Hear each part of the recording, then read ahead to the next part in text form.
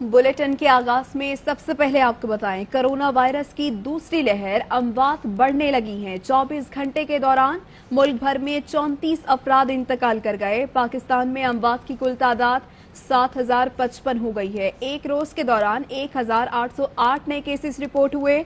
NCOC के मुताबिक पाकिस्तान में कोरोना के फाल केसेस की तादाद 22,088 है, जबकि सेहतयाब अफराद की तादाद 3,20,000 से जायद है।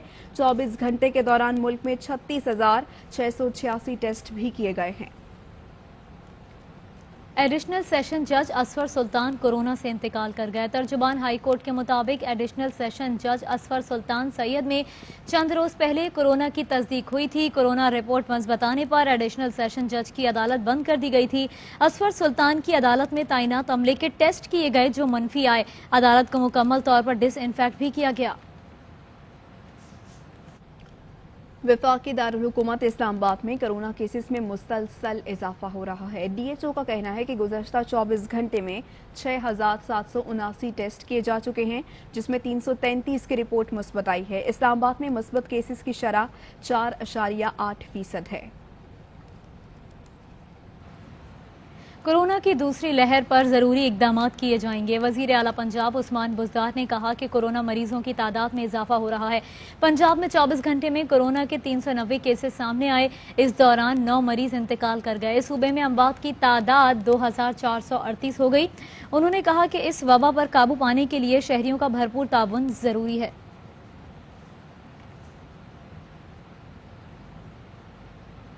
वजीर आजम का 30 साल बाद टेक्सटाइल इंडस्ट्री मुकम्मल बहाल होने पर रद्द-ए-अमल। ट्वीट किया, माशाअल्लाह हमारा मुल्क कोरोना वबा के बावजूद सही समत पर गामजन है। इस वक्त वजीर आजम इमरान खान का ट्वीट हम आपको दिखा भी रहे हैं।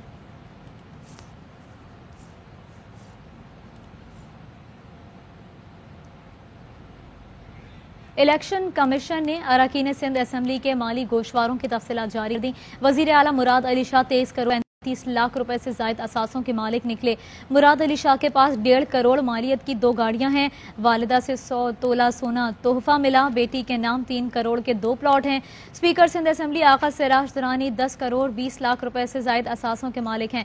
फरियाल तालपुर 39 करोड़ रुपए से जायद असासों की मालिक हैं। सईद गनी 2 करोड़ 31 लाख रुपए और नासिर हुसैन शाह 13 करोड़ से जायद असासों के मालिक हैं। सुहेल अनवर सयाल के पास 9 करोड़ से जायद की जायदाद है। फिरदौस शमीम नकवी 33 करोड़ 40 लाख रुपए और हलीम आदिल शेख 2 करोड़ से जायद असासों के मालिक निकले।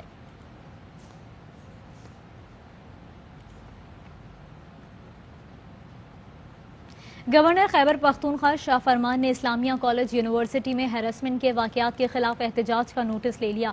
गवर्नर इंस्पेक्शन टीम को शफाफ इंक्वायरी की हिदायत कर दी गई है।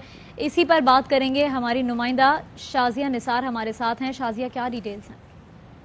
जी बिल्कुल, गुज़िश्ता रोज इस्लामिया कॉलेज एंड यूनिवर्सिटी में तालिबात की जानिब से हरासमेंट के हवाले से एहतजाजी मुजाहिरा हुआ था और उन्होंने इल्ज़ाम आयद किया था तालिबात की जानिब से कि इंतज़ामिया की जानिब से तालिबात को हरासा किया जाता है।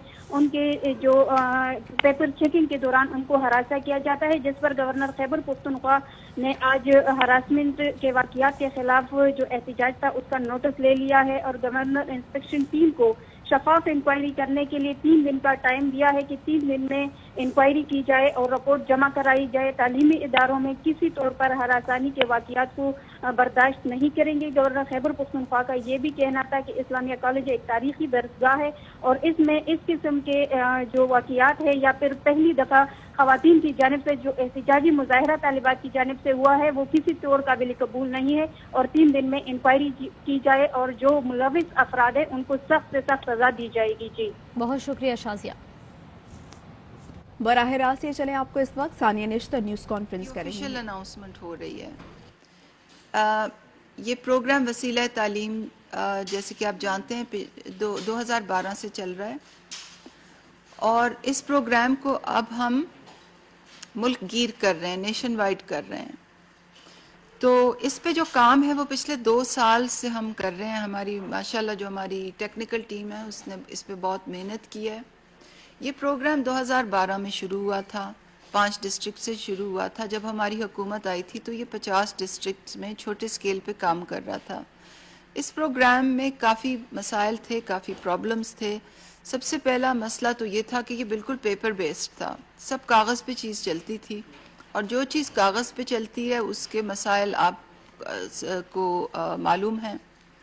احساس میں آپ کو معلوم ہے کہ ڈیجیٹل طریقہ کار کو ہم نے پوری طرح اپنایا ہوا ہے، ہر پروگرام میں، ایمرجنسی کیش میں بھی، کفالت میں بھی، باقی دیگر پروگراموں میں بھی آپ دیکھتے ہیں کہ پوری طرح ہم ڈیجیٹل طریقہ کار کو، اینڈ ٹو اینڈ ڈیجیٹل طریقہ کار کو اپناتے ہیں تاکہ پروگرام میں شفافیت ہو، ٹریکبلٹی ہو، اور ہر پروگرام ہم نادرا کے ساتھ انٹیگریٹ کرتے ہیں تاکہ اگر شناختی کارڈ ڈلے تو پورے قوائف سامنے آ جائیں، اور گوسٹ جو کہتے ہیں نا سوشل پروٹیکشن، سماجی تحفظ کے پروگراموں میں گوسٹ بینیفیشری کا بڑا مسئلہ ہوتا ہے کہ وہ بینیفیشری ہے ہی نہیں اور کاغذوں پہ وہ معاملہ چل رہا ہے۔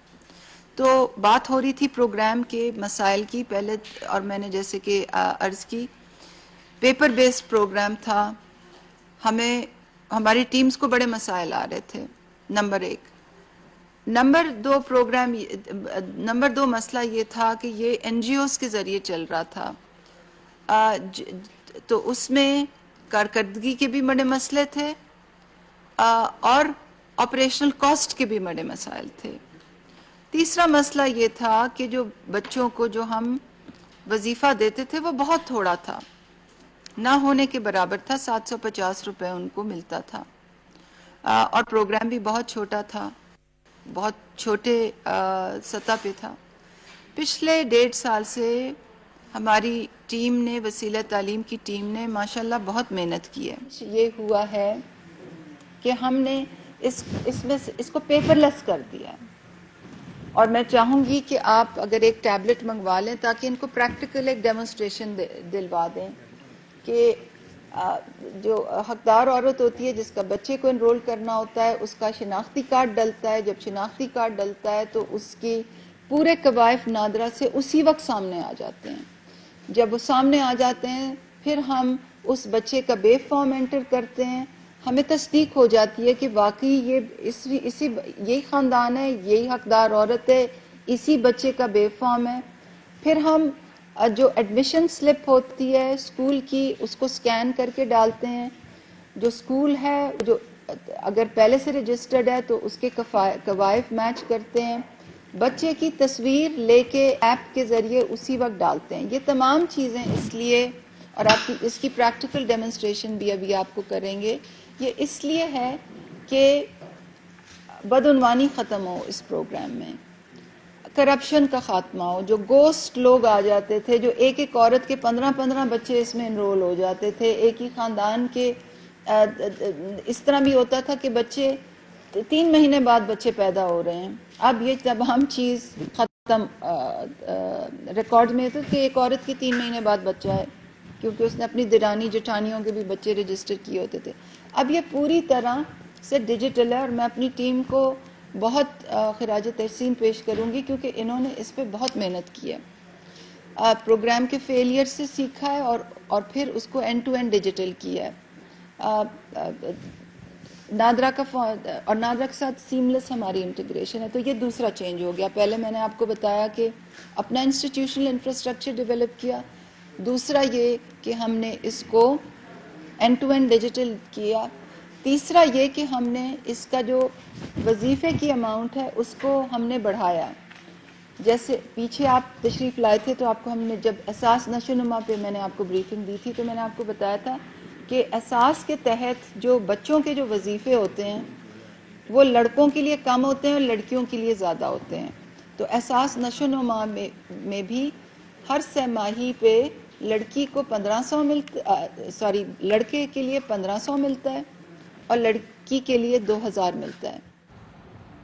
آگے بڑھتے ہیں۔ شادی ہالز میں تقریبات پر پابندی کے خلاف درخواست کی سماعت، اسلام آباد ہائی کورٹ نے این سی او سی کو نوٹس جاری کر دیا، 1 ہفتے میں جواب طلب۔ دوران سماعت چیف جسٹس اطہر من اللہ کا کہنا تھا سیاسی جماعتیں بڑے بڑے جلسے کر رہی ہیں، کیا ان جلسوں سے کورونا نہیں پھیل رہا؟ عدالت نے فریقین کو نوٹس جاری کرتے ہوئے جواب مانگ لیا۔ درخواست گزار کے مطابق پابندی سے متعلق این سی او سی کے نوٹیفیکیشن کا کوئی قانونی جواز نہیں۔ اور اب بات کریں گلگت بلتستان قانون ساز اسمبلی کے انتخابات کی، جس میں صرف 2 روز باقی رہ گئے ہیں۔ گیلپ پاکستان اور پلس کنسلٹنٹ نے عوامی رائے کے مطابق تحریک انصاف کو گلگت بلتستان کی سب سے پسندیدہ جماعت قرار دے دیا ہے۔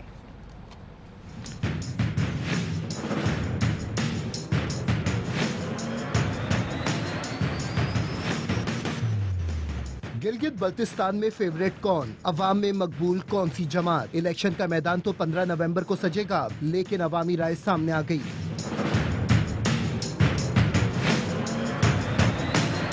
گیلپ پاکستان اور پلس کنسلٹنٹ نے تحریک انصاف کو گلگت بلتستان کی سب سے پسندیدہ جماعت قرار دے دیا۔ گیلپ سروے میں شامل ووٹرز کے مطابق پی ٹی آئی عوامی مقبولیت میں سب سے آگے ہے، پیپلز پارٹی دوسرے اور نون لیگ کا نمبر تیسرا ہے۔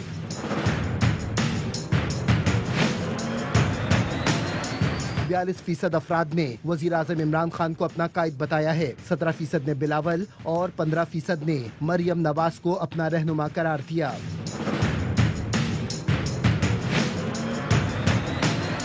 پلس کنسلٹنٹ سروے کے مطابق بھی عمران خان 41% کے ساتھ مقبول ترین لیڈر ہیں، بلاول بھٹو 23 اور نواز شریف کی مقبولیت صرف 16% ہے۔ پی ٹی آئی کی ٹاپ پوزیشن 35%، پیپلز پارٹی کی 26 اور نون لیگ 14% کے ساتھ تیسرے نمبر پر ہے۔ وزیر اطلاعات و نشریات شبلی فراز نے ٹویٹ میں کہا کہ بلاول مریم ملاقات ان جماعتوں کی جی بی میں شکست کا پتہ دے رہی ہے، اب یہ دھاندلی کا ڈھول پیٹنے کا نیا منصوبہ تیار کریں گے۔ ایسی ملاقاتیں پی ڈی ایم کے تاریک مستقبل کو روشن نہیں بنا سکتی، ان کے لیے صرف وہ انتخابات شفاف ہیں جس میں یہ جیتیں۔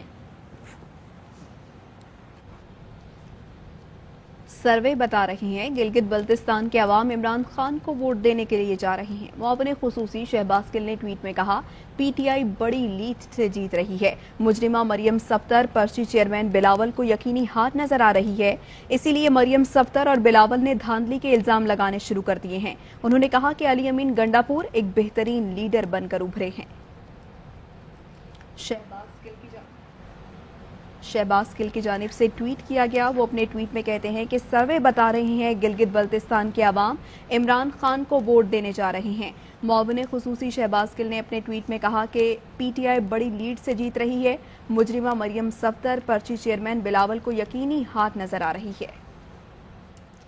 گلگت بلتستان میں انتخابی مہم جاری ہے اور تمام سیاسی جماعتیں وہاں جلسے بھی کر رہی ہیں، اسی پر بات کریں گے۔ ارباب چانڈیو ہمارے ساتھ ہیں۔